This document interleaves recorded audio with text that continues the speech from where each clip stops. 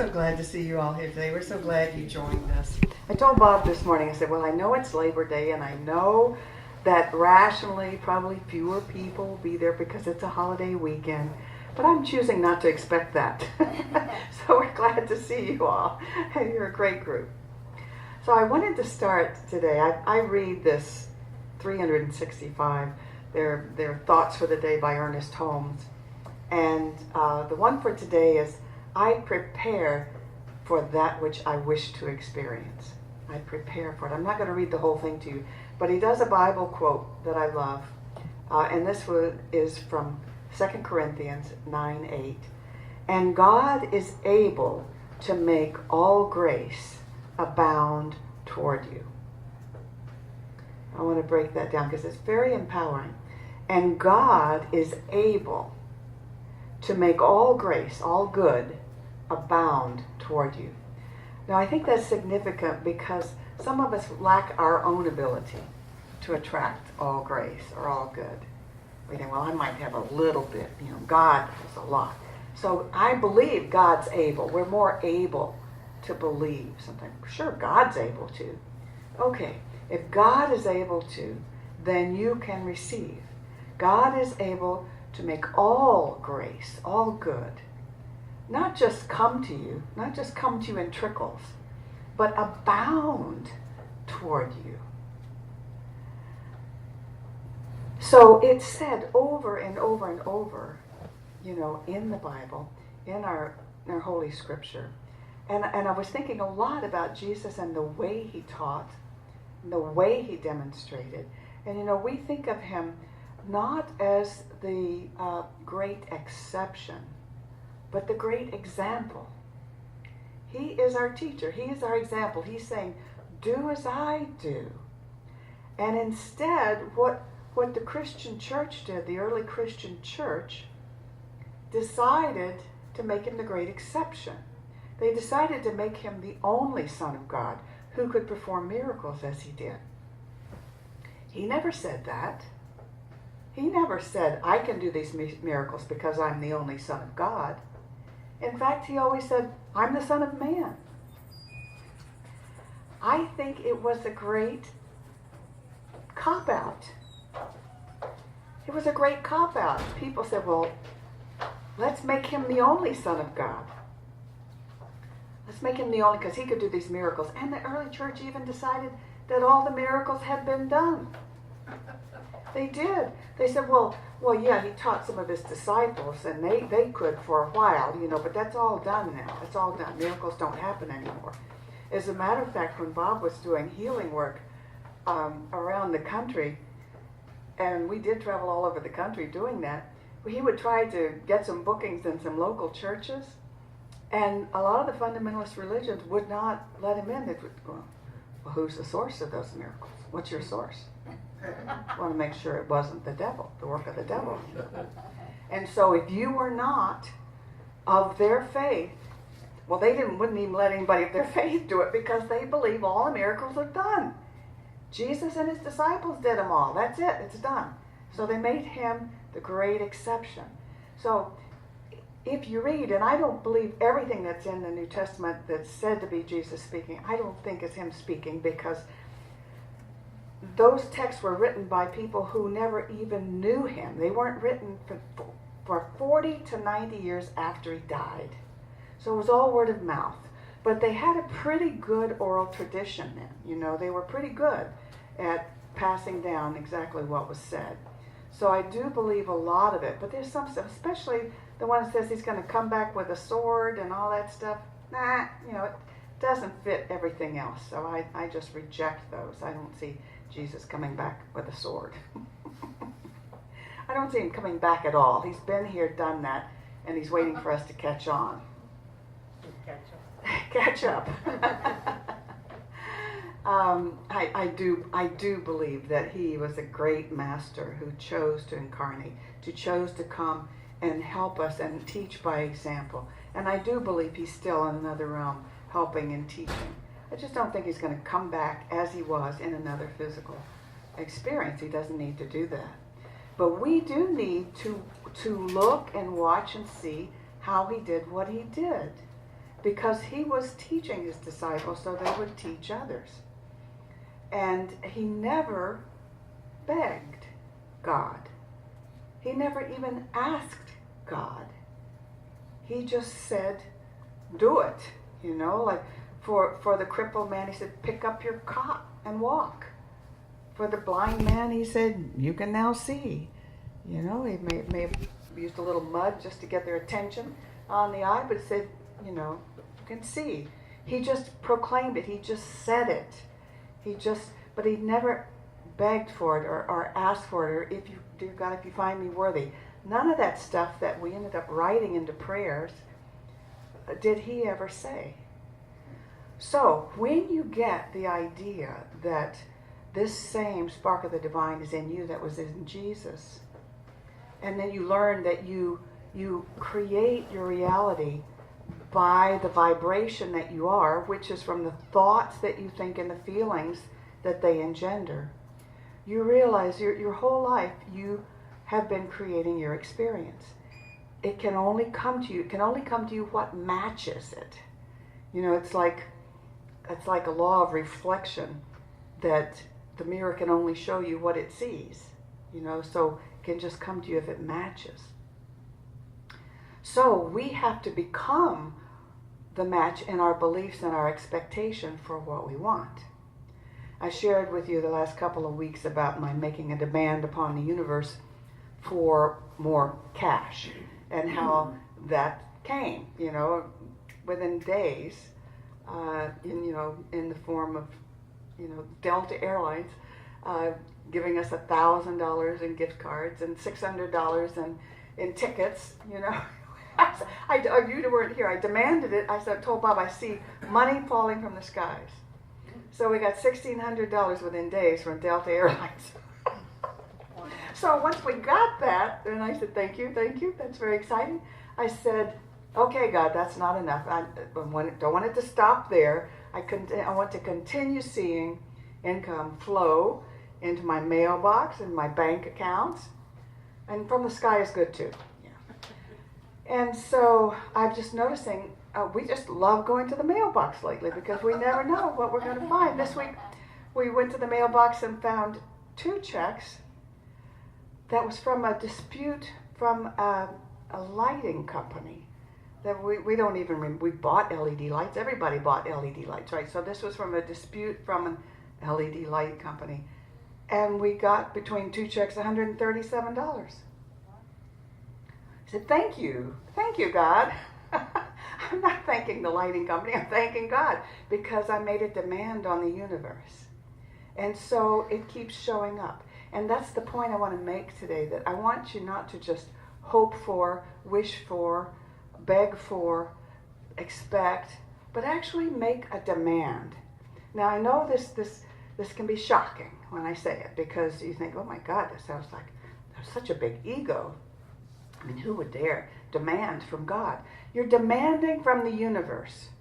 The universe is already sending you an abundance. It's flowing like a mighty river to you. But most of it's going whoosh, whoosh, going right around you because you don't have any acceptance of it. I want you to think back to what you grew up with, what you experienced, because our brain wants to take those experiences and make them the truth. If our parents didn't have enough money or worked hard for the money, there's a part of you that says, that's the way it is for me. I don't know why, God, I'm a good person, I work really hard, but there's just not enough for me. And so that's the belief you have to change. You're the only one who can change it. I can't change it for you.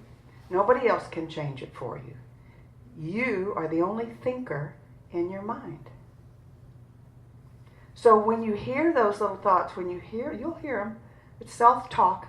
But when they float by, you have to say, stop. No, that's not true. I know I accepted that, but that is not my truth.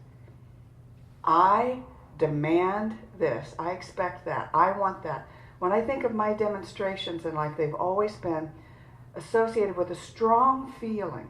And we teach that in our classes. But we can't teach people how to have the strong feeling. In our classes, we teach you that it's your thoughts plus the feelings that creates the demonstration.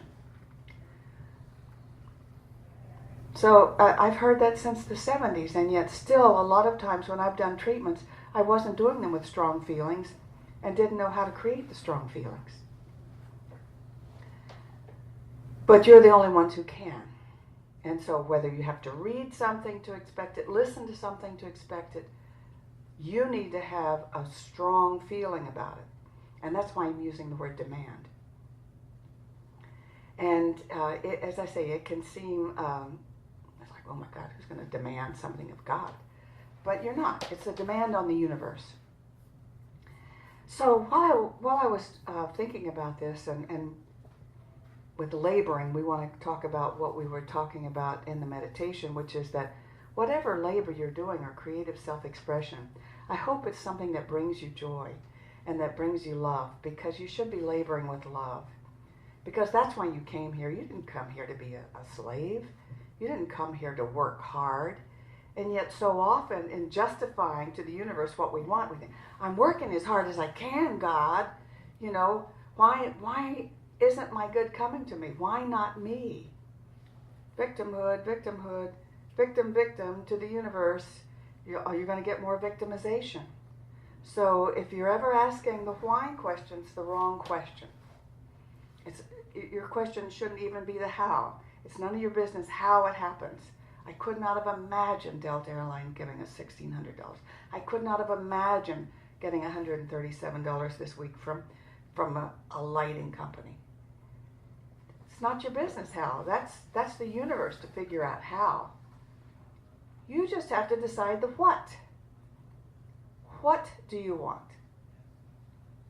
And wanting is okay. It's okay to want. As a matter of fact, it's necessary. It's the first step.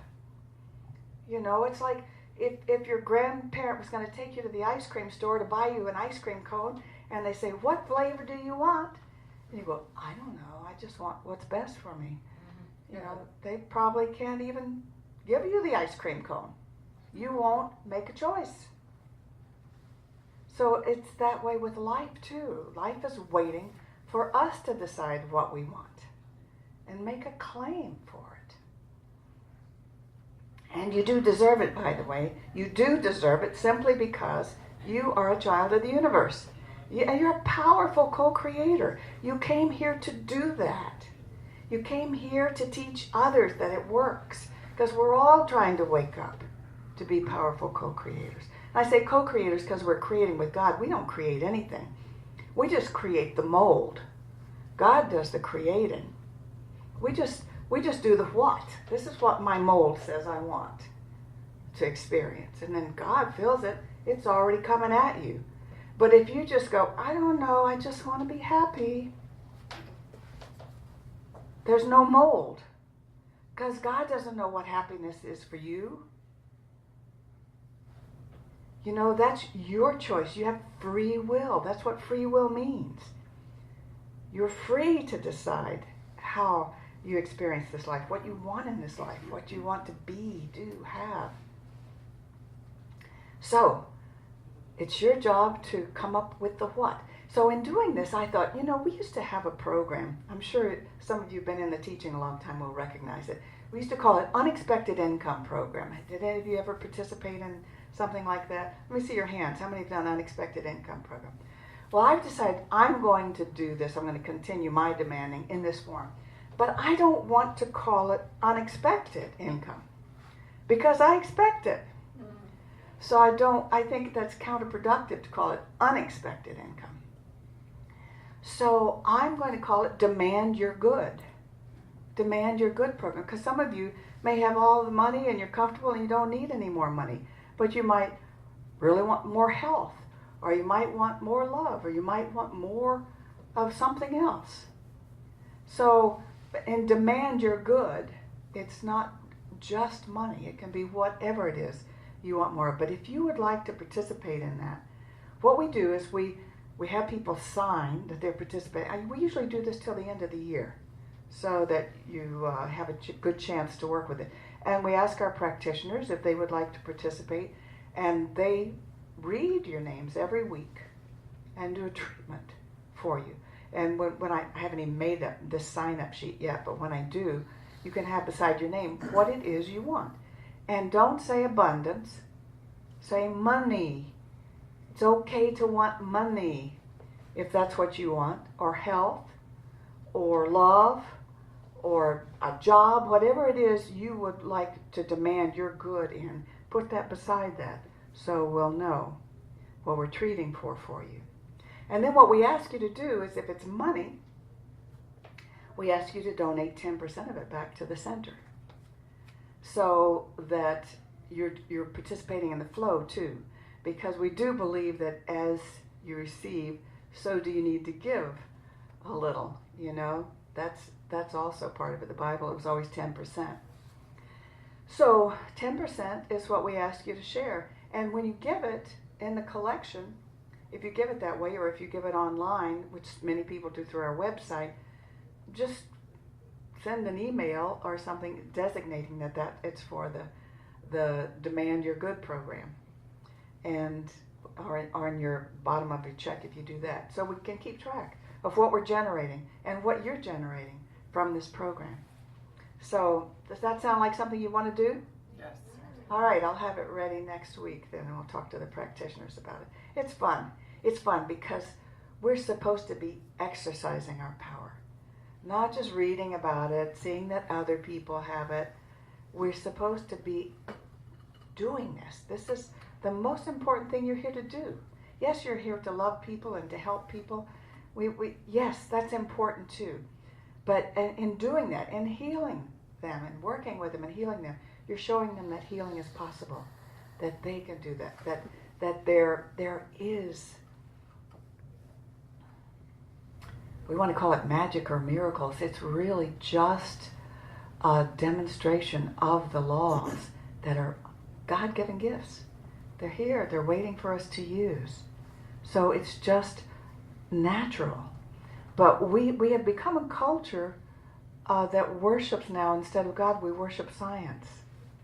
So unless we can see some experiments that prove it, we're not sure we can believe it. And we've become so, we also worship medicine as the only form of healing, which is, it's the least elegant form of healing. It takes the most time and does the most harm to your body. There's many more elegant forms of healing than that. And so avail yourselves of them. Avail yourselves of the thinking of it. We're going to be offering our first, since we've been ministers, our first Science of Mind class starting September 11th. Many of you are already signed up. I have a sign-up sheet there if you would like to participate. And I'm combining our Science of Mind 101 and 102, which uses our textbook with Ernest Holmes, which is the basis of everything. But also I'm combining it with a book that cites scientific experiments that support what we believe philosophically. It's written by Dawson Church. The name of it is Mind to Matter. It's a new book, thick, full of experiments. And so we're going to be looking at both new proof and the philosophy of how to do this work, how to do this for yourself. When I first learned it, I just was in awe of how powerful it was and how miraculous it was. And it still is.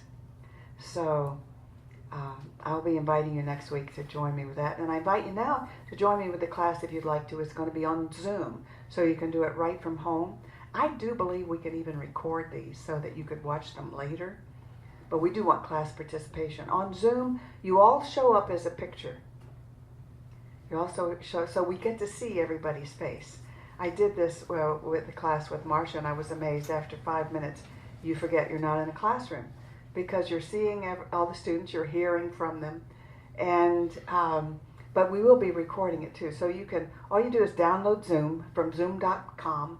It's a free program, and it's we'll be doing a trial run. Let's see, I probably need to do a trial run probably this week, so that everybody can connect and knows how it works.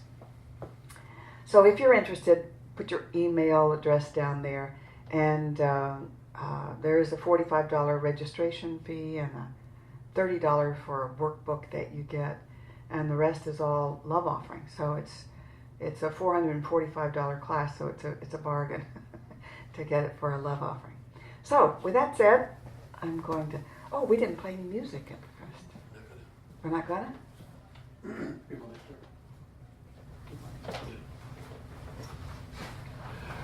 Rum raisin ice cream, chocolate brownie, almond ice cream. That's your what? Two double cone, yeah. 2 dips. Oh. And that's pretty much it. That's all I got to say. You know, they think about Labor Day, but the thing that's missing from Labor Day, when I hear people talk about Labor Day, is on April the 7th at 7:47 in the morning. After 14 hours of labor, my wife delivered our son. Now that's labor. It's not that tough. I mean, most of you that are moms know that it's not that hard to deliver a baby. It's like a headache, you know. Wow. But talk about a labor of love, and I just wanted to mention that it boggles my mind to think we could spend an entire day talking about labor and never think about the world's biggest labor, the most intense labor, and the labor that has produced the most, which is each and every one of us. So I want to celebrate Labor Day by saying thank you all for those of you that are moms for having been willing to do that and see that through. Because you could have said, no, I don't think so, not in this lifetime, and many moms do. Okay, so talking about labor and the labor of love, what I want you to think about is what you do every day, and to what extent is it a labor of love, and to what extent are you just laboring? To what extent do you have a job? Do you have work that you do? To what extent does the job have you, and does the work have you? And many of us, if you think about it during the course of a day, switch back and forth all day long. I have this job I'm doing. I have this job that's doing me. It's doing me in. And I hear, because I work part-time in a hospital, I hear all the time, my God, it's Monday. Isn't that wonderful? You got a whole week to express yourself. Yeah, really? What church do you go to?